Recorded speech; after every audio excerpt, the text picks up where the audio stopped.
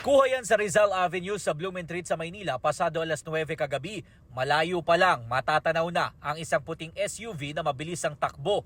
Ilang saglit lang, 5 tao ang nasugatan sa aksidente, kabilang ang lalaking tatawid lang sana. Ayon sa driver ng pampasaherong jeep na nabangga ng SUV, nasa 20 ang kanyang pasahero nang maganap ang aksidente.